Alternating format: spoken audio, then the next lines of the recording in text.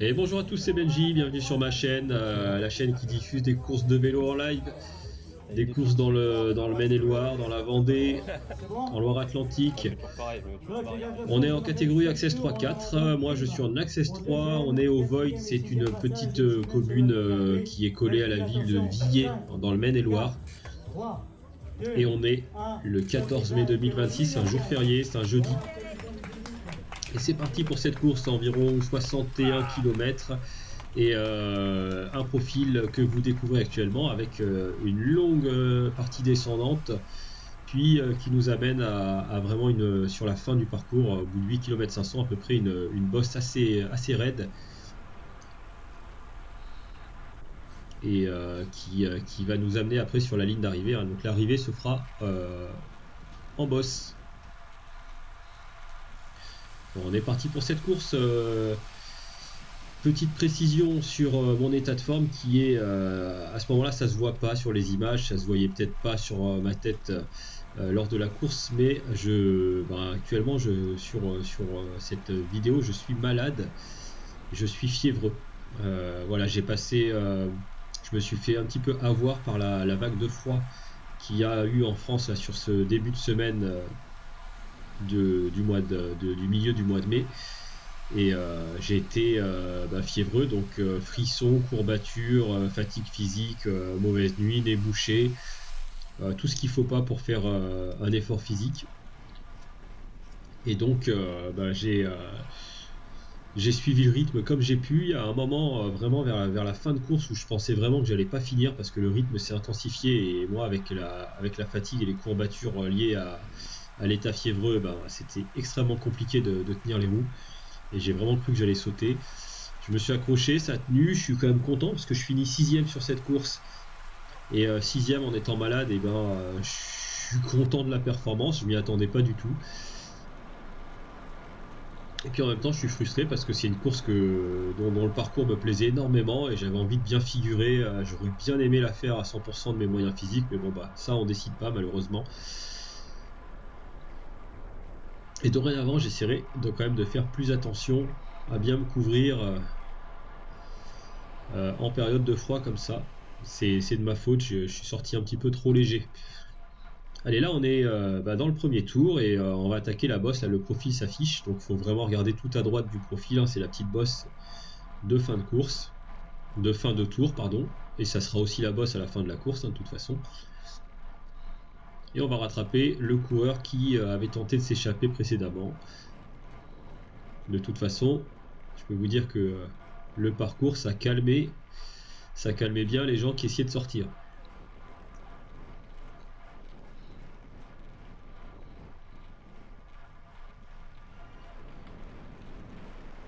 Alors on a des coureurs qui sont presque tous en manches longues, hein, parce qu'il faisait extrêmement froid. Premièrement, il y avait du vent, et puis deuxièmement, il faisait froid, donc il y avait un vent un peu glacial qui nous soufflait dessus. Ça se voit pas parce qu'on dirait vraiment qu'avec ce beau ciel bleu là, on dirait vraiment qu'il fait beau et chaud, mais pas du tout, c'était vraiment l'inverse. Il faisait extrêmement froid.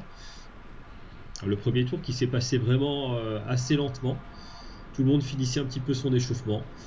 Et puis à partir du deuxième tour, ça a commencé à enquiller. Là, on voit tout de suite une cassure qui s'est produite dans la partie descendante du parcours. Vous voyez la vitesse là qui est extrêmement élevée.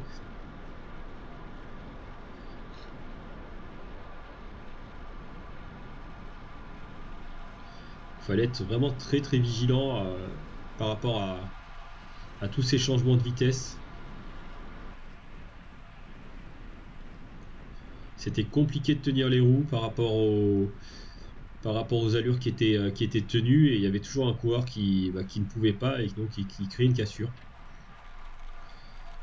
Ensuite, tout au long du parcours, on a eu souvent, comme on le voit à gauche, des coups qui essayaient de partir. Ici, c'est un coureur de Bressuire qui a tenté de partir. Et du coup, il fallait être vigilant. Là, je suis placé en tête de peloton, comme à mon habitude.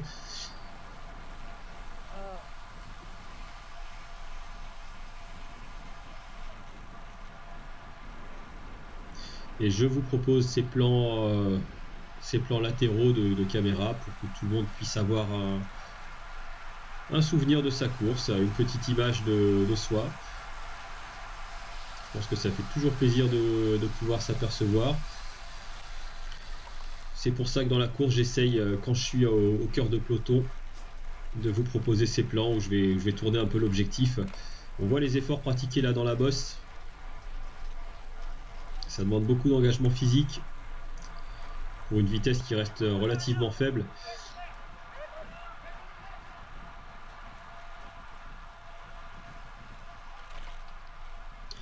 Il y a encore beaucoup de coureurs du peloton avec qui je discute un petit peu de temps en temps qui sont pas au courant que les vidéos sont sur YouTube. Donc n'hésitez pas à les partager et puis en parler autour de vous. Je suis toujours étonné de voir qu'il y a des gars qui savent pas que les vidéos des courses sont là.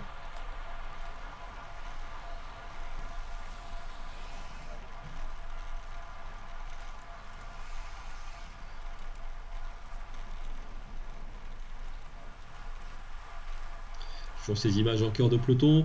Alors pour la qualité de la vidéo, bien évidemment, je suis obligé de la réduire. La course dure 1h30. Je suis obligé de la réduire à 20 minutes environ pour que ça reste cohérent avec le format YouTube. Et puis de sélectionner les meilleurs moments, alors avec les moments où il s'est passé quelque chose d'intéressant. Donc effectivement, si vous n'êtes pas dessus, c'est bien dommage. Et je m'en excuse, mais je suis obligé quand même de couper et puis de choisir quand même les moments intéressants. Allez, on est au 25e kilomètre, on est quasiment à mi-course. Nouveau passage sur la ligne pour entamer le 4e tour. Et je vais en profiter pour faire une petite parenthèse par rapport aux points chauds. Les points chauds, c'est des points avec des sprints intermédiaires tout au long de la course. Là, ici, en l'occurrence, c'était au 2e, 4e et 6e tour. Et c'est quelque chose qui est un petit peu compliqué à anticiper dans la course, puisqu'on est extrêmement concentré sur les mouvements. Et puis on oublie en fait qu'il y a le sprint, pour les points. Et puis c'est pas forcément toujours évident de le faire et d'aller griller des cartouches quand on est fatigué à certains moments de la course. Et pour ça, j'ai une petite idée. Alors vous allez me dire si c'est une bonne ou une mauvaise idée dans les commentaires. J'aimerais que les points chauds, qui sont en fait les points du meilleur sprinter en fait de la course, ils se fassent uniquement sur les 3 premiers tours. Donc les 3 premiers passages sur la ligne, c'est les points pour le sprinter. Pour moi, ça serait intéressant parce que les gens qui n'ont rien à jouer dans la course, si c'est pas une course pour eux là avec la côte, qui n'ont pas le profil de grimpeur ou de puncher pour le final, et bien s'ils ont envie de jouer quelque chose dans la course, ils pourraient mettre tous les efforts en début de course, tous leurs efforts en début de course pour essayer de gagner ce classement du meilleur sprinter. Ils pourraient être aussi aidés par leurs coéquipiers qui pourraient un peu cadenasser la course pour pas qu'il y ait d'échappées qui partent sur les 3 premiers tours, ce qui serait réalisable en fait, et puis se disputer ces points. Donc l'idée, ça serait de faire ce classement des meilleurs sprinters sur les 3 premiers tours, et les 5 premiers coureurs qui passent marquent des points. Et puis pour l'organisateur, ça serait aussi facile à faire parce que une fois que les 3 premiers tours sont passés, eh bien le classement est fait et il est prêt tout de suite, il est déjà prêt pour la fin de course et on n'en parle plus. Voilà, et puis le fait de faire ça, il y a des courses comme la semaine dernière, il y avait 15 tours à faire. Et nous en tant que coureurs, on est perdu. Au bout d'un moment, on ne sait plus où on en est, on ne sait plus s'il y a le sprint, s'il n'y a pas le sprint, et on ne s'engage pas. Donc au niveau du repère, c'est plus simple pour les coureurs et je pense que c'est aussi plus simple pour les organisateurs. Et ça évite aux sprinteurs également de se faire piquer tous les points parce qu'il y a une échappée qui est partie au 5e tour et que les points sont au 6e et au 8e tour, quoi. Voilà pour cette petite idée donc de mettre les points chauds uniquement sur les 3 premiers tours et de récompenser les 5 premiers coureurs par des points afin qu'il y ait toujours des personnes concernées au classement.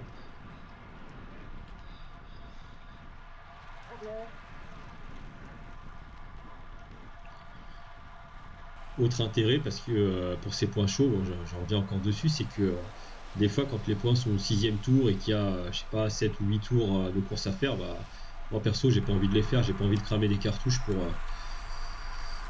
à 2 tours de l'arrivée, c'est pas très intéressant. Bon bref, Voilà pour cette petite idée, dites-moi en commentaire, ouvrons la discussion par rapport à ça.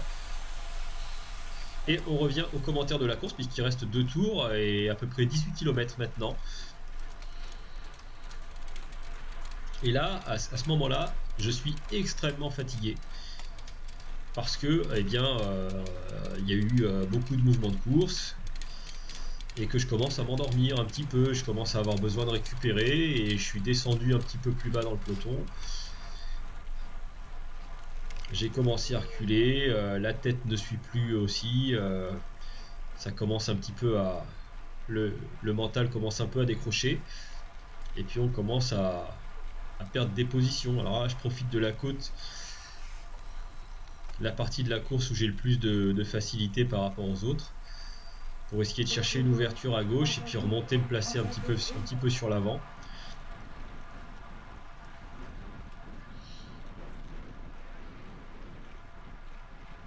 On voit encore d'Andrézé là qui part. On est au début de l'avant-dernier tour. Et une tentative de score d'Andrézé qui essaie de partir, qui est bien parti. Il est bien parti. On voit Yannick Bourget là qui va le chercher, coureur de GoPro. Et c'est maintenant Frédéric Renard là qui enquille. Frédéric Renard plus Yannick Bourget, bah pour moi c'est le signal. C'est le signal qu'on ne laisse pas partir et qu'on y va. Alors à ce moment-là, je me fais très mal. On est encore dans une partie montante. Là, c'est un faux plat montant. C'est extrêmement compliqué. Il y avait aussi un vent défavorable à ce moment-là. Et là, ce que j'aurais fait en temps normal, c'est que j'aurais relayé l'échappée, j'aurais été devant, j'aurais redonné du rythme. Mais là, c'était impossible pour moi. J'avais juste la capacité de faire un seul effort. Et derrière, j'étais obligé de me cacher dans les roues. Alors, je suis désolé pour tous les gars que j'ai suivis, mais je pouvais pas, vraiment sur cette course, je pouvais pas faire mieux que ça. À mon grand regret d'ailleurs. Parce qu'il y avait vraiment moyen de sortir peut-être plus tôt et de faire un bon coup.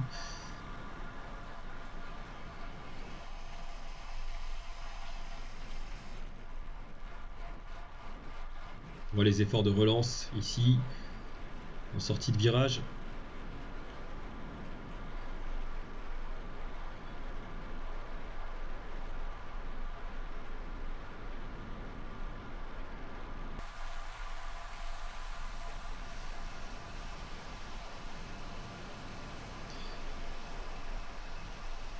On est toujours dans l'avant-dernier tour.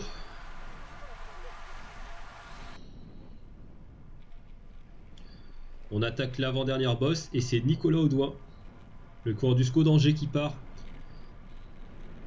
Et là je le suis. Je lisse mon effort pour reprendre sa roue. Alors à cette vitesse là dans la bosse, ça va vite et ça fait extrêmement mal aux jambes. Je sais qu'en regardant les vidéos, ça peut toujours paraître un petit peu simple.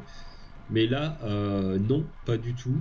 En fin de course, avec les bosses et puis tous les efforts qui ont été faits auparavant, eh bien là, c'est extrêmement dur.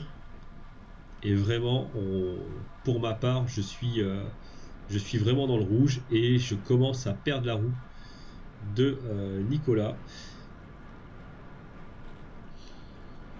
Et là, je coupe un petit peu mon effort. Il y a Yannick Bourget qui était derrière moi qui saute dans la roue de Nicolas Audouin et il commence à faire le trou. Et ça sera la bonne échappée. Alors il y a quelque chose que j'ai pas réussi à filmer, c'est qu'il y a 2 coureurs qui vont les rejoindre. Je les ai pas eu à la caméra. On passe sur la ligne d'arrivée pour la dernière fois et on attaque le dernier tour. Regardez ma tête là, je suis extrêmement marqué, je suis extrêmement fatigué par les efforts.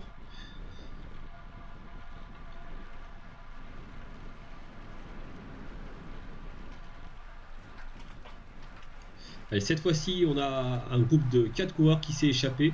Et c'est Jean-Michel Pied qui essaye de forcer l'allure du peloton pour revenir sur les coureurs de devant. La tête de course est donc Nicolas Audouin, Marc Guibert, Yannick Bourget et Frédéric Renard. Donc vraiment 4 des coureurs les plus forts qui ont réussi à sortir.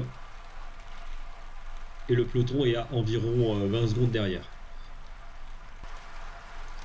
Des coureurs qu'on a, en ligne de mire. Hein. Quand je dis plus ou moins 20 secondes, c'est entre 15 et 20 secondes. Là, on est vraiment sur la fin, on est dans le final. Et Jean-Michel Pied qui est sorti, qui a surgi du peloton.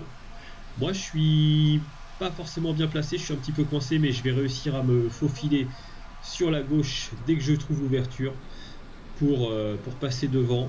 Je vais accepter de prendre le vent. On voit Jean-Michel Pied derrière qui a au loin devant, qui a creusé un petit peu sur le peloton. Mais on roule quand même assez fort là, presque à 60 à l'heure. Et on va maintenir l'écart avec lui. Et moi j'accepte là de prendre le vent parce qu'il va y avoir le virage à droite et l'entrée dans cette bosse qu'il ne faut pas rater, qu'il faut absolument prendre en tête pour pouvoir bien figurer sur l'arrivée. Il n'y a rien de pire que d'être coincé dans une bosse avec une route assez étroite et puis d'être coincé, de ne pas pouvoir s'exprimer sur la fin. Donc j'accepte de rouler en tête de peloton. Actuellement on joue la 5e place. Allez, échappée terminée pour Jean-Michel Piette au pied de cette bosse. Et on commence l'ascension à 8%. Pour l'instant ça roule encore assez doucement.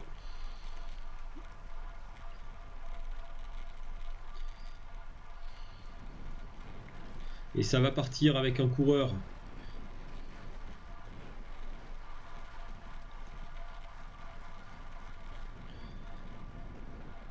dont le nom va s'afficher, et Jean Kissarou. Et là le rythme s'est nettement augmenté et c'est Nicolas Amédée qui est parti.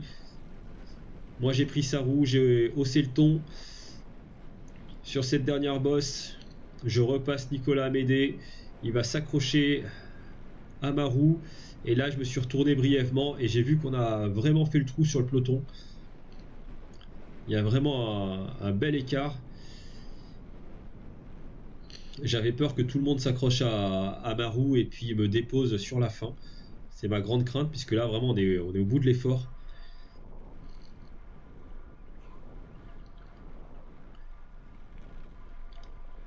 Mais on a fait le trou, on a fait un trou assez sérieux, et il y a même un moment où on voyait l'échappée qui était pas si loin que ça devant, des 4 hommes de tête. Et je pense que sur de la fraîcheur physique, il y avait moyen d'aller les chercher quand même.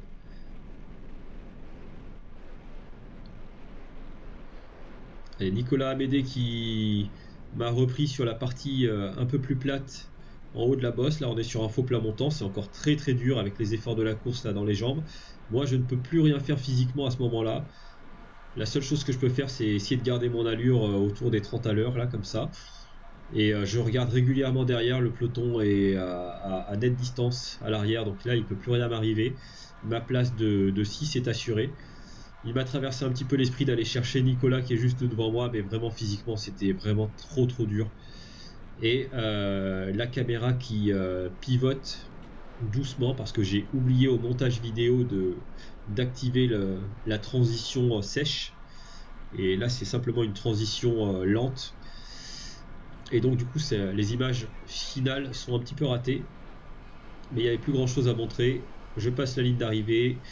1h44, 35 de moyenne. La moyenne paraît assez faible, mais alors par contre les efforts étaient très violents. Et les premiers hommes du peloton qui me passent, bien sûr honnêtement, derrière la ligne d'arrivée. On voit que le peloton est assez clairsemé quand même. Il y a simplement un petit groupe qui passe.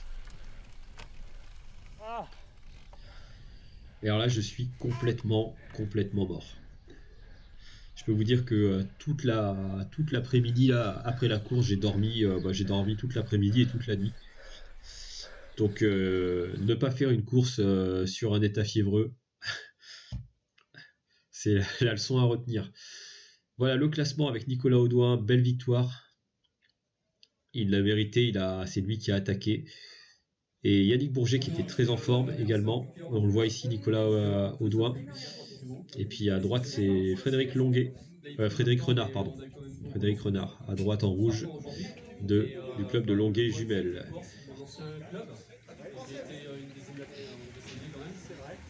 Alors c'est un peu dommage là sur le podium. On n'était que 3 ou 4 spectateurs là devant le podium à la fin de la course. Ça faisait un petit peu bizarre, vraiment. Et pourtant, les organisateurs, ils étaient vraiment au top. L'organisation était nickel. Le podium s'est fait plutôt rapidement après l'arrivée des courses. On n'a pas attendu 40 minutes. Donc, il y avait quand même personne pour aucun spectateur. C'est bien dommage. Et les Access 4, qui pourtant sur cette course, contrairement à d'autres, avaient des récompenses, eh bien, n'étaient pas là. Donc ils étaient appelés au micro, mais il n'y avait plus personne. Donc bien dommage pour une fois. Vous savez que moi je milite pour que les Access 4 et les Access 2 dans les courses Access 1-2 aient des dossards distinctifs.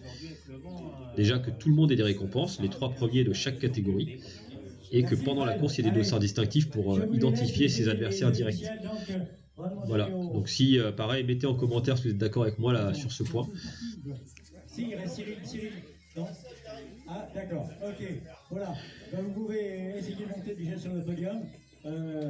Les spectateurs pour les applaudissements, c'est un travail facile. Hein, on est combien, 3 ou 4?